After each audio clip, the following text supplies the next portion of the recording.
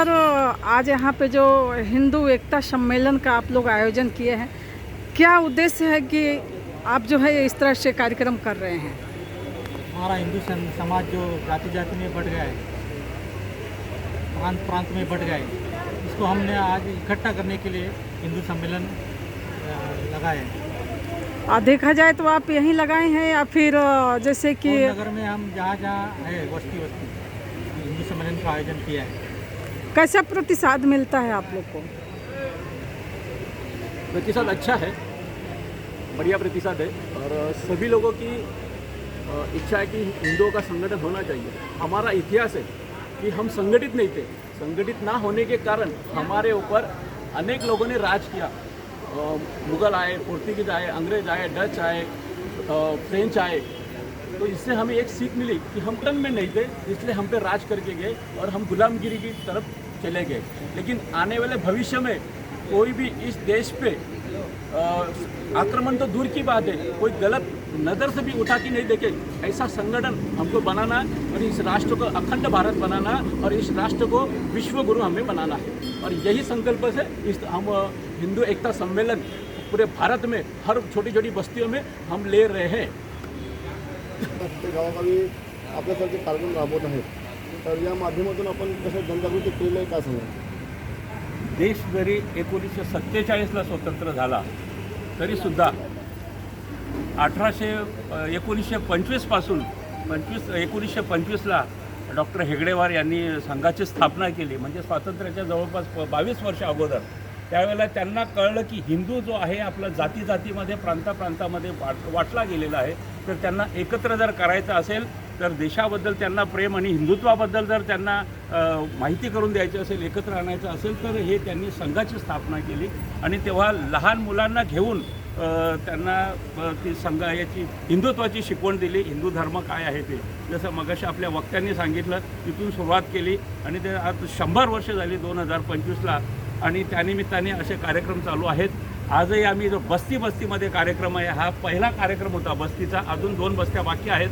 त्या आजचा प्रतिसाद बघता की कुठेतरी हिंदू जागा होतोय, त्याला कळतंय की आपला देश आणि आपल्या धर्मासाठी आपण काहीतरी केलं पाहिजे, आपण काहीतरी देणं लागतो।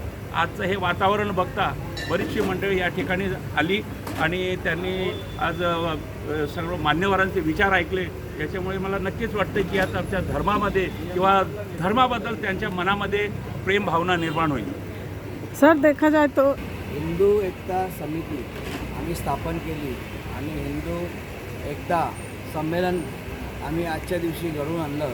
यामागचं कारण म्हणजे आपला हिंदू अलग अलग दिशेला चाललेला आहे, अलग अलग समाज, कोणी पण मानायला तयार नाही की मी हिंदू आहे। आज बरेचसे आदिवासी असतील या बहुजन वर्ग आहे, हे लोक पण जरा लांब चाललेले आहेत, ते आपले आहेत, त्यांना कोणीतरी दिशाभूल करत आहेत।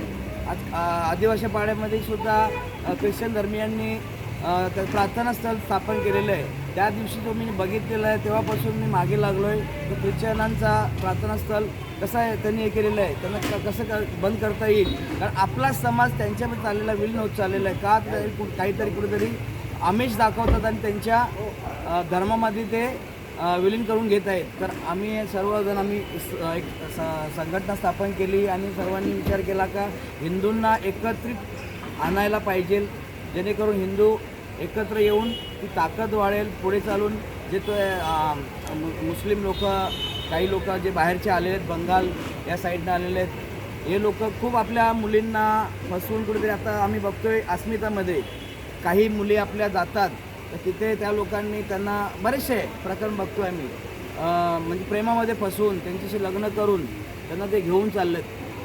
तर आज ती गोष्ट व्हावी नाही म्हणून आपण लहान मुलांना, जसं महाराजांनी सांगितलं का लहान मुलं पाहिजे, इथे लहान मुलांवरती हे संस्कार घडले पाहिजे, जेणेकरून हिंदुत्व कुठेतरी वाचेल, कारण हिंदुत्व खूप धोक्यात येत चाललेलं आहे। आपण तिकडे तिकडे विखरूत चाललं, आपला धर्म, प्रत्येकजण माझा हा धर्म, माझा हा धर्म, माझा तो धर्म, याच्यामध्ये आपण मागे पडत चाललेलो आहे। कुठेतरी आपण संघटित व्हायला पाहिजे। धन्यवाद। मला असं वाटतं की जात, धर्म, पंथ, भाषा, जसं मी म्हणाली भाषणामध्ये, हे आपल्या देशाच्या प्रगतीमधले सर्वात मोठे अडथळे आहेत। त्याच्यामुळे जात धर्म भाषावाद प्रांतवाद हे विसरून ज्यावेळेस समाज एकसंघ होईल त्यावेळेस सशक्त आणि सामर्थ्यवान राष्ट्र निर्माण होईल. म्हणून मला असं वाटतं की जात धर्म पंथ ह्याच्या पुढे जाऊन संपूर्ण समाजाने एकत्रित येणं गरजेचं आहे.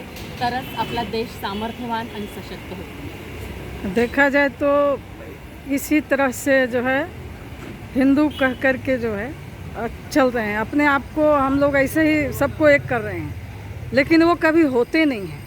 और इसका कश्मीर से लेके पूरे भारत में तांडव आपने देखा. अभी 2 फिल्में आई, धुरंधर 2, उसमें वो हकीकत दिखाया गया. तो पाकिस्तान को तकलीफ़ होना चाहिए, लेकिन वो इधर के लोगों को हो रहा है. तो इससे आपको लगता है वो कभी एक होंगे क्या? होंगे नहीं. अगर सोचा जाए और अगर कृति की जाए, अगर हम कोशिश करें तो सब कुछ हो सकता है, ऐसे मुझे लगता है. और ये शुरुआत है. मुझे ऐसे लगता है कि अगर हम कहाँ से छोटी सी भी शुरुआत करें तो वो शुरुआत बड़ी हो जाती है और सक्सेस मिलता है. और ज़रूर हिंदू एक आएंगे, एक संघ समाज बनाएंगे और सशक्त राष्ट्र की निर्माण करेंगे.